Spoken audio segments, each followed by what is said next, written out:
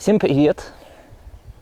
Читал как-то чат, увидел сообщение о том, что девушка выбирает кайт 10 размера для того, чтобы получить свой первый опыт в кайтсерфинге. И, конечно, наверное, это и неплохо, но мотивация была немножко странной.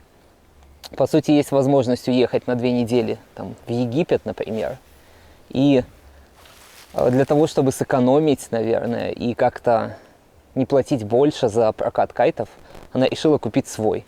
Потому что на Авито, там, на вторичном рынке можно найти старых годов кайт, почти новый, не катанный, вот, за очень скромные деньги. Но вот какая штука. Выбирать кайт по размеру не совсем правильно. Кайты отличаются формой очень сильно, и если уж совсем все упрощать, то когда кайт находится перед нами, в него дует ветер. И он дует не совсем во всю плоскость кайта, а в его проекцию. То есть, соответственно, мы затягиваем планку, кайт немного уходит в окно, и чем сильнее кайт находится в окне, тем больше его проекция, и поэтому он больше тянет. Так это работает. То есть в краю ветрового окна ветер дует как бы в кромку кайта, и, соответственно, он не тянет. Чем больше кайт заходит в ветровое окно, тем больше его проекция, и, соответственно, больше тяга. Ну и так это работает. Но кайты одинаковой площади могут иметь совершенно разную проекцию. Наверное, примером тому классическим, наверное, будет являться разница между каким-то парафойлом, который практически плоский, и кайтом формы C. Привет, пес. Пес. Ладно, пусть будет. Вот. А в чем суть? У C-кайта профиль вот такой формы, и, соответственно, даже в глубокой проекции у него работает не вся площадь кайта. При этом, чем более плоский кайт, тем больше задействована его площадь в проекции. Это очень чувствуется, когда несколько людей катаются на одинаковых размерах, и при этом имеют совершенно разные ощущения от катания.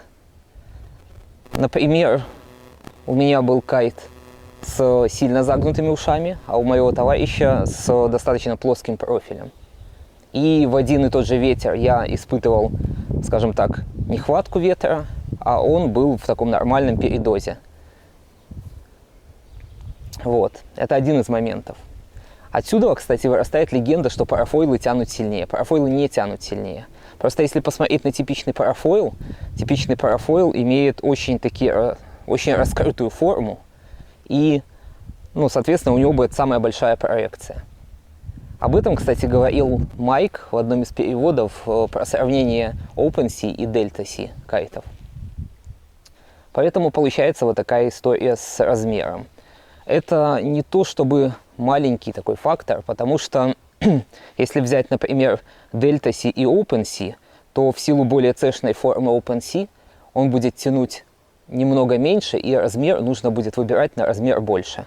То есть более-менее сопоставимая тяга между GTS и XR будет, например, GTS будет 9, а XR будет 8. Еще более выраженная разница будет между каким-то плоским парафойлом и тем же GTS. То есть, грубо говоря, если у вас был кайт с загнутыми ушами, то парафойл будет аналогично тянуть на размер или 2 меньше. То есть там 9-8 или там даже 10-8. Вот. Поэтому, когда вы ищете 9, то нужно понимать, что 9 все работают по-разному. И в идеале хотелось бы попробовать эту 9.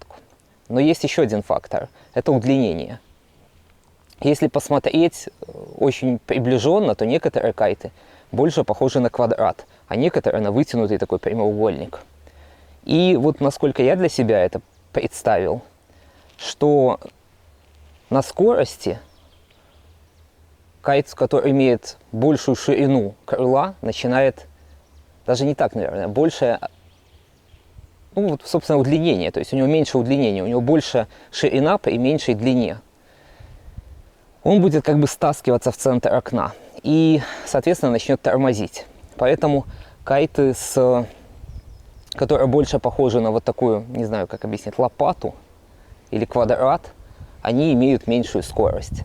Но при этом у них более выраженная тяга с места. То есть вначале он тянет сильнее, но потом он тянет хуже, скорее срывая. А кайты, напоминающие больше сосиску, они вначале тянут хуже, но при этом они не тормозят с набором скорости. Поэтому, когда мы набираем скорость, этот кайт будет работать лучше.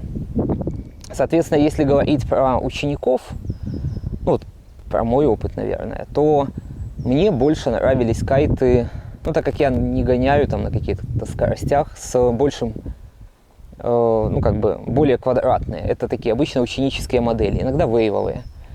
Самый, наверное, идеальный вот для новичка кайт, который я пробовал, это был Озон Каталист. Он такой, как бы, квадрат, и хорошо на нем стартовать, потому что немного махнул, тяги достаточно. Ну, он не особо разгоняется, не особо прыгает как-то. Ну, то есть, как не особо прыгает? Я-то тоже не особо прыгаю, если в самом деле подумать. Но когда после этого кайта я взял свой Flysurfer Soul, на тот момент первый раз, я решил попробовать прыжок какой-то. Я разогнался, перевел, как я привык, кайт, затянул планку, и у меня все прям получилось. А на каталисте я иногда от воды не мог оторваться. Поэтому форма кайта и его размер определяют, скажем так, большую часть характеристик. Но выбирать тупо по размеру, наверное, неправильно. Лучше всего попробуйте перед покупкой.